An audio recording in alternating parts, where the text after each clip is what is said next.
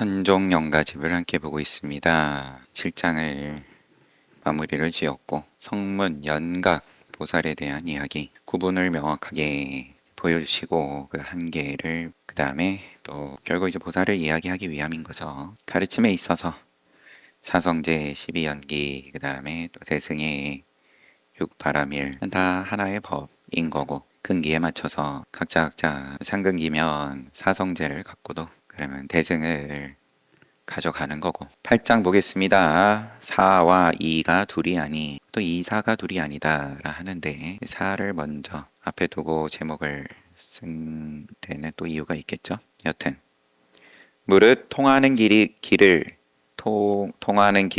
묘하게 깨우치고 산이나 강도 막힘이 아니지만 무릇 통하는 길을 묘하게 깨우치면 산도 강도 막힘이 아니지만 이름에 미혹하고 상해에 걸리면 실이나 털 하나도 막힘이 된다. 행정은 여기에 대해서 주석하기를 우선 사물과 진리, 사와 이를 나누었다. 사라는 건 지금 이름에 미혹하고 모양에 걸리면 요게 사인 거고 걸리지 않고 미혹하지 않을 것 같으면 산이든 강이든 막힘이 없지만 진리를 깨치고 나면 산 내지는 강 크게 와닿지 않는 비유죠. 오늘날이야 산에 막히고 산 뚫어버리고 강도 건너는데 고민하는 적이 없으니까 우리는. 근데 옛사람은 이게 얼마나 답답하냐. 길을 감에 있어서 이걸 언제 넘어가나. 강도 마찬가지. 계속 행정의 주석.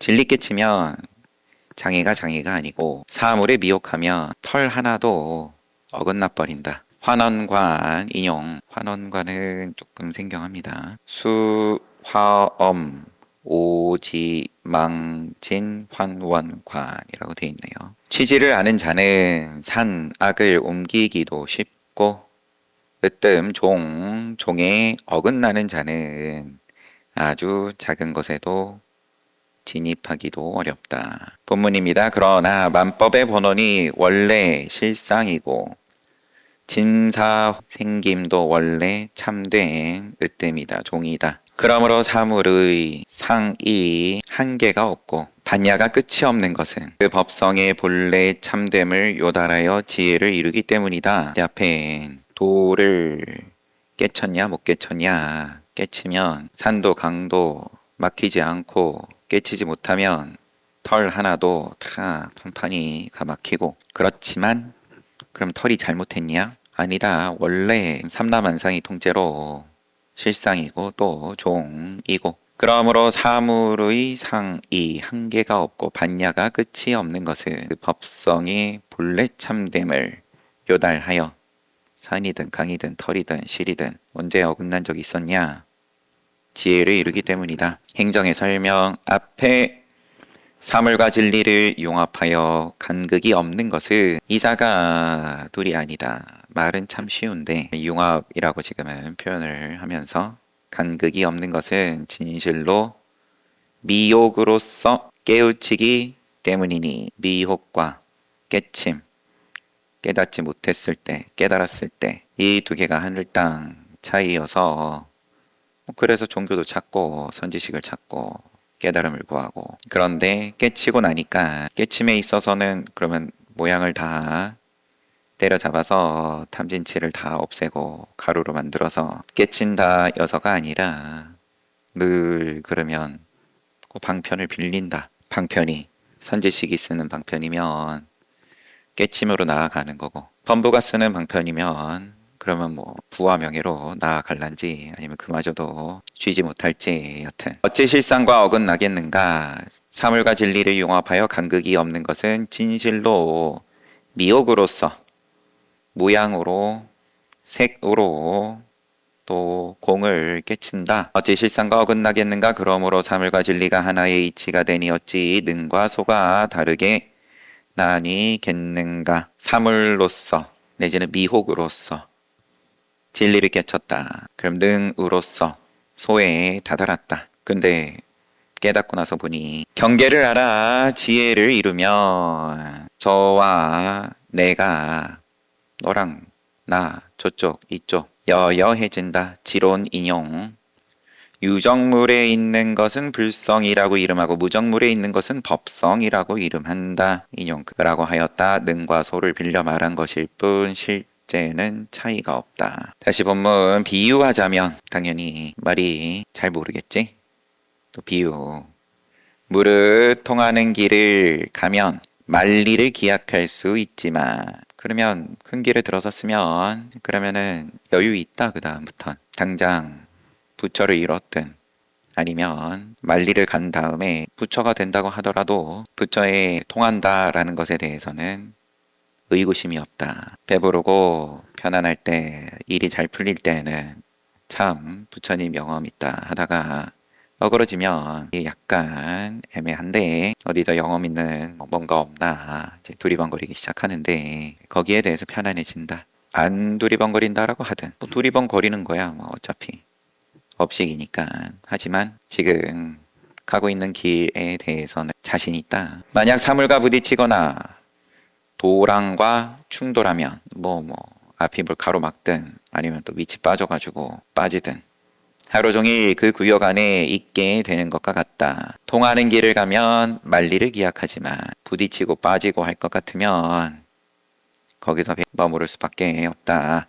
이것은 사물의 무형의 가장자리가 있고 도랑에 빈 곳이 끝나는 구역이 있음을 알지 못하기 때문이다. 부딪히면 돌아가면 되지. 급해 죽겠는데 언제 돌아가냐. 한 생을 통째로 돌아간다 해도 여유 있다. 여러 생을 돌아가야 된다 그래도 어차피 부처로 통한다. 깨달음에 이른다. 알 것 같으면야. 마음 비우고 정진 잘 하면 뭐가 주어져도 입에 들어갈 거는 웬만하면 끊길 일은 없고 행정, 주석, 통하는 길을 가면 만리를 기약할 수 있다는 것에 대해 위의 말, 통하는 길을 묘하게 깨우치면 산이나 강도 막힘이 아니다. 처음에 이제 8장의 시작이 나왔다. 이것을 비유하였다. 또 사물과 부딪히거나 도랑과 충돌하면 하루 종일 그 구역 안에 있다는 것에 대해서는 이름에 미혹하고 상에 걸리면 실이나 털 하나도 막힘이 된다.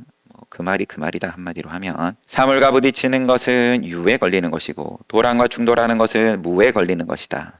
좀 더 비유를 세세하게 보자면 사물의 내 가장자리가 통과할 수 있고 도랑의 기슭이 건널 수 있음을 통달하지 못한 것이다. 본문 이 때문에 배움이 중도에서 논일며 앞에 4, 5, 6장 중심 내용에서 봤던 사마타, 윗바사나 그리고 둘이 다르지 않는 입장, 윗백과 내지는 중도에서 논이면 공부가 내지는 수행이 실상을 기약할 수 있지만 만약 유를 고집하거나 무에 걸리면 결국 변견으로 귀착된다.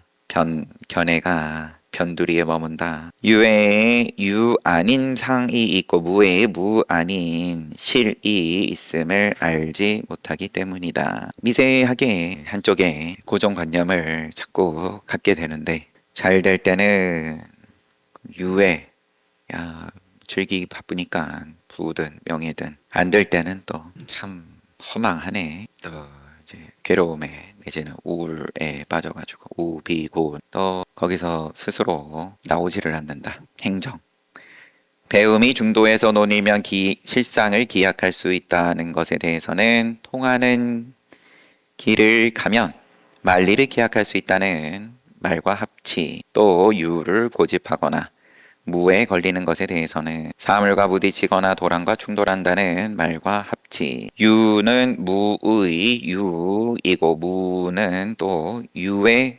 무임을 늘 이 둘은 상호 의존임을 있다 해서 즐거움으로 있다 아니면 또 거꾸로 괴로움으로 있다든 그러면은 이제 그것이 없음을 내지는 무너짐을 전제하기에 튼튼하다, 뭐 지켜낸다 등등 반대의 경우도 마찬가지고 그럼 둘이 나는 너를 전제하여서 나이고 어미는 자식을 전제하여서 어미이고 자식 또한 어미를 전제하여서 자식이고 비유하면 봉우리에서 달아나 계곡으로 가는 것과 같으니 모두 우환을 면치 못한다. 봉우리에서 달아나 계곡으로 가는 것과 같으니 우환을 면치 못한다. 비유야 뭐 그렇고 본문 이제 색상이 분분하지만 그것을 궁구하면 색이고 상이고는 말 그대로 분분하지만 그것을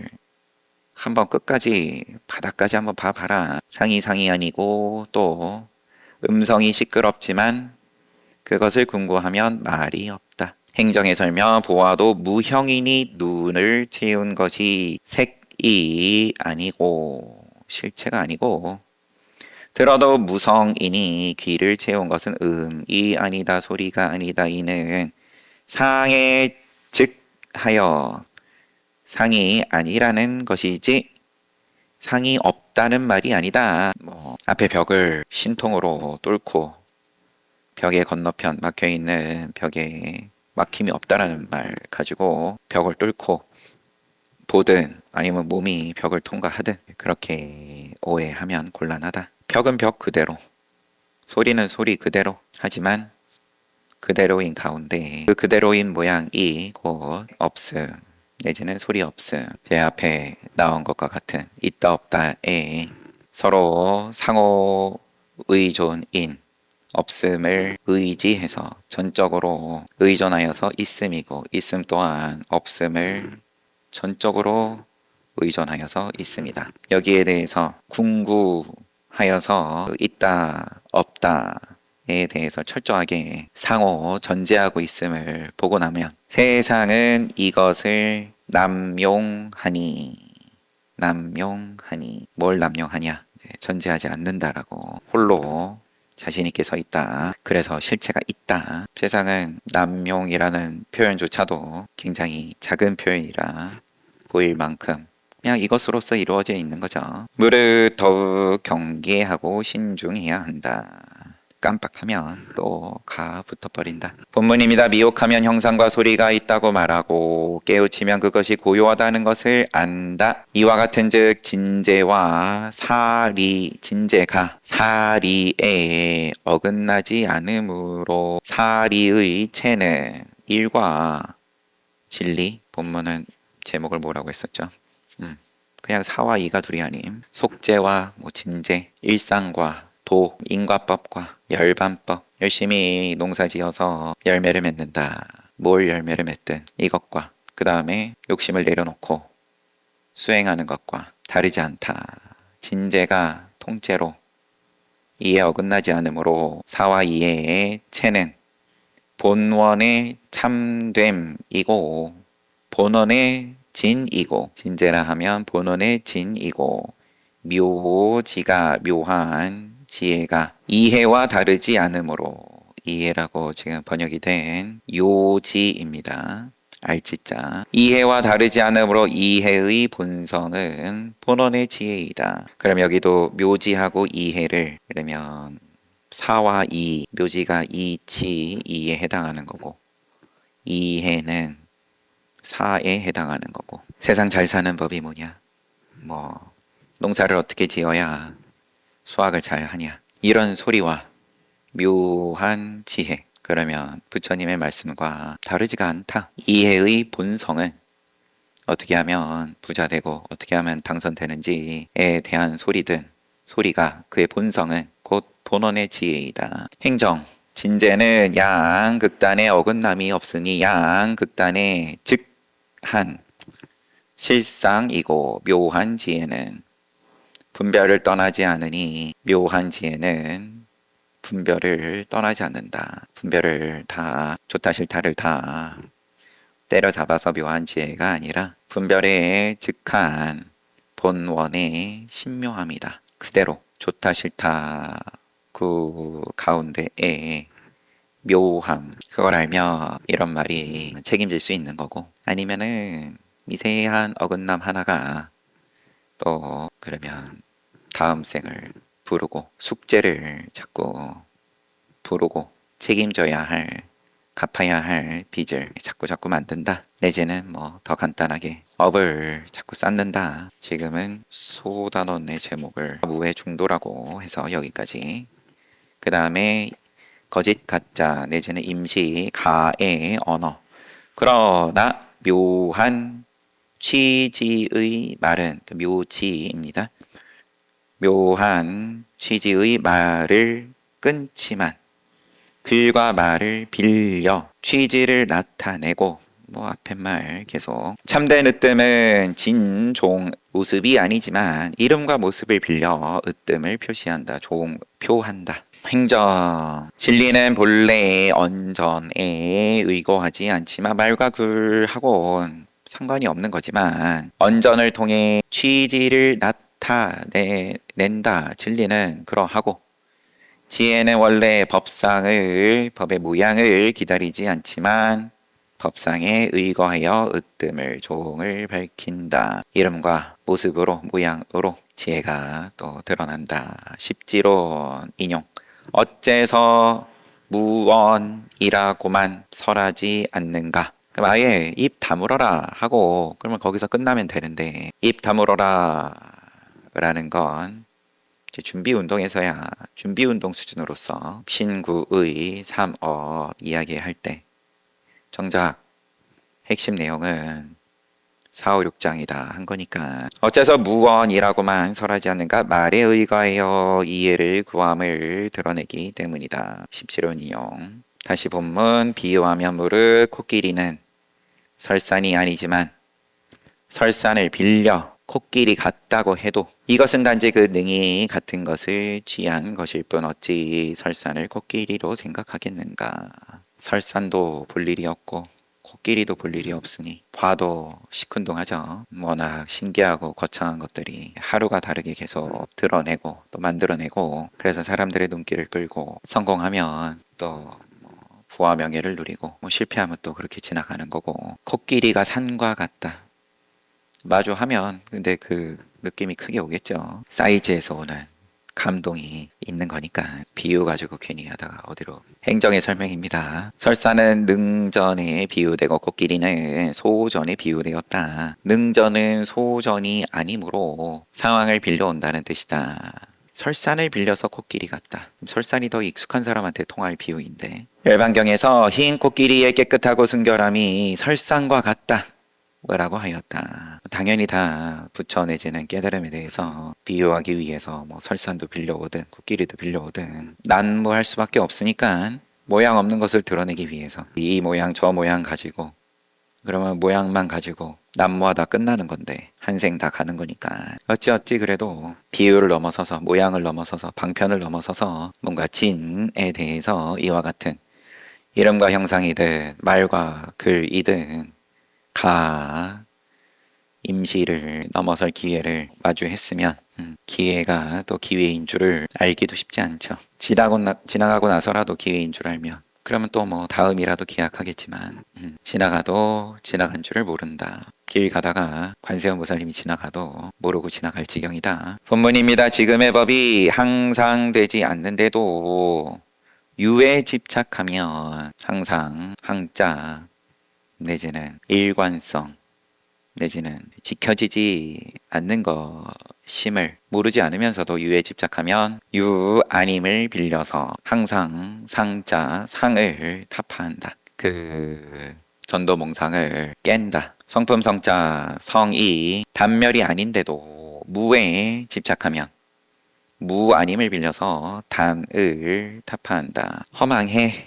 의미 없어. 선업에 아무 의미 없어. 뭐라든지 이런. 이거는 더욱 다 양쪽이 다 사견이지만 있다에 집착하고 없다에 집착하고 항상되다 내지는 또 단견 의미 없다. 양쪽을 다 삿된 견해라고 부처님께서 말씀하셨지만 단견을 더욱 여기는 답도 없다. 곧장 지옥이다. 차라리 욕심으로 항상 상자 일관성을 늘 기대하고 그러면은 모양으로 선업이라도 짓는 거니까 선업이 그러면은 또 선악을 넘어서는 도로 나아가는 그런 원인을 짓게끔 해주는 거고 단멸이 아닌데 무에 집착하면 시니컬해지는 거죠. 다른 사람들이 하는 뭐 자기가 하는 것도 물론이거니와 남들이 열심히 하고 성실하게 내지는 뭐가 됐든 거기에 대해서 늘 그런 줄 모르면서 결국은 이제 비방하는 거죠. 낮춰보고. 그러면 너는 얼마나 잘났길래 하면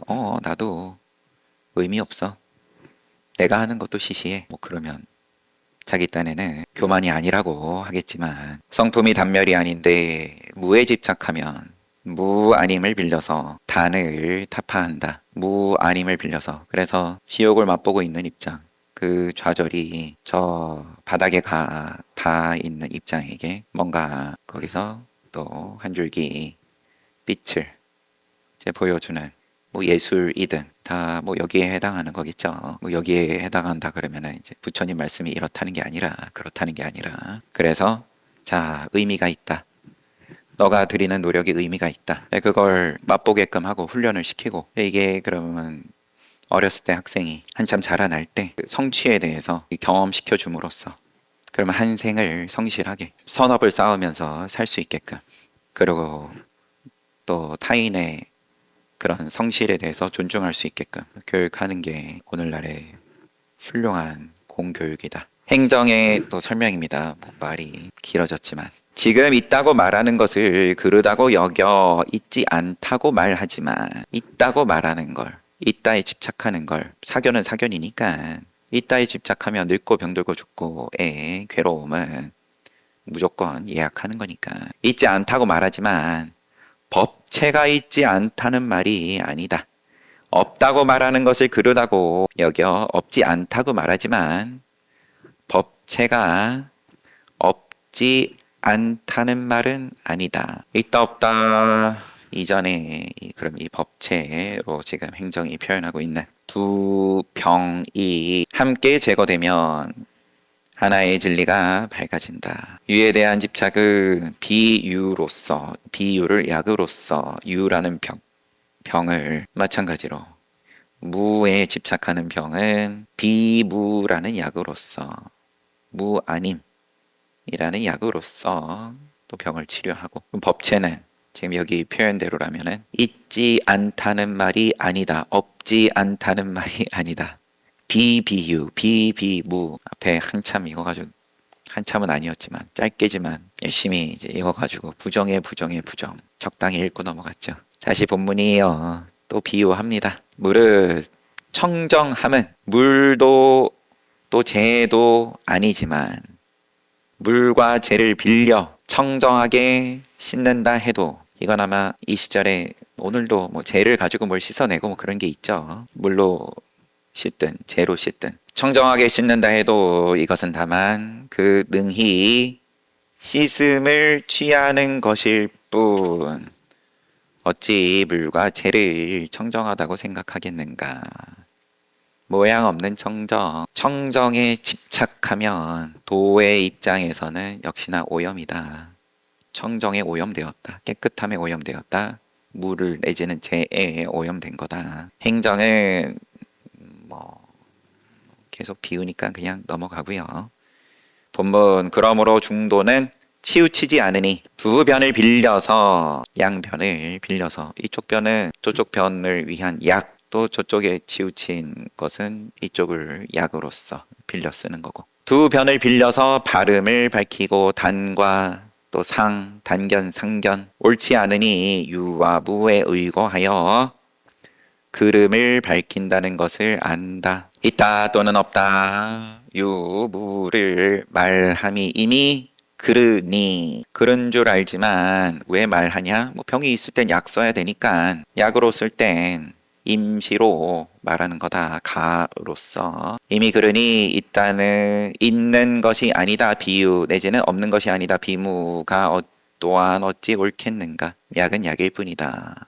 처음부터 건강하면 뭘 굳이? 왜냐하면 약은 본래 부작용을 예약하니까. 깊은 근원에 신묘하게 통달한 자는 깨달았으면 일상의 감정으로 측량할 바가 아님을 내지는 뭐 헤아리고 더듬을 바가 아님을 진실로 안다. 일상의 감정 그러면 어차피 도를 통하면 즐겁다, 괴롭다, 감정이 편안하다, 거기에 휘둘리지 않는다, 끄달리지 않는다. 뭐 그러면 자연스럽게 뭐 잦아들면 잦아들지만 잦아들 기대하거나 만들지 않는다. 동달했는데 그러면 일상의 감정은 또 무슨 소리냐? 뭐 그런 시비는 안 하시겠지만 그런 시비 할 것 같으면 숨은 외시냐라 그래야죠. 행정주석 중도의 진리는 바로 유 있다 내지는 없다 빌리지만 만약 유에 걸리거나 무에 걸리면 중도가 아니다 유와 무를 버리니 쌍비가 어찌 남겠는가. 실제 근원은 유나 무의 감정으로 사량하여 계산기해서 얻을 수 있는 것이 아님을 진실로 안다. 지말 여기서 이제 감정으로 얘기했지만 내지는 화와 복, 기하고 흉하고 그때그때 거창하게 이번 생 통째로 가지고 얘기를 하든 아니면 뭐 오늘 하루 컨디션이 뭐 좋다 나쁘다 더 잘게 몸이 있는 수준으로는 숨을 한번 들이마시고 내쉬고 그 이상 쪼개진 않으셨어요. 물론 찰나를 가지고 뭐 생각의 단위를 개념으로 뭐의 뭐 16분의 1이고 뭐 그런 것도 우리가 한번 보고 넘어갔었죠. 오늘날 과학이 뭐 훨씬 더 각자 쓰고 있는 스마트폰이 몇 기가로 돌아가고 빛의 속도도 오히려 느려서 컴퓨터가 더 빨라지기 힘든 세상이니까 그런 거에 일일이 도의 문제와 이제 모양이 없는 도 내지는 소리 없는 도의 문제와 일상의 문제를 자꾸 이거를 들어맞게끔 하기 위해서 이제 그게 이제 중도라는 역시나 뭐 또 불교 용어고 개념이다 하면 할 말이 없지만 이런 표현으로서 모양을 중도에 대해서 이러쿵저러쿵 있다 없다를 가지고 이야기하는 유무중도든 뭐 기타 등등 무슨 중도 얘기를 하는 건 내지는 따지는 건 다 존중하지만 이렇게 저렇게 지워버리고 나면 있다 없다 붙일 데가 없다. 그럼 뭐냐? 허망함조차 허망해졌다. 열심히 우울함을, 괴로움을 물고 씹고 뜯고 즐기다가 이제 뭐가 씹히는 것도 없다. 우울감조차. 뭐냐 이래. 여튼 간에 이 소리든 저 소리든 한 시간은 잘 가니까 쉬었다가 정진하겠습니다.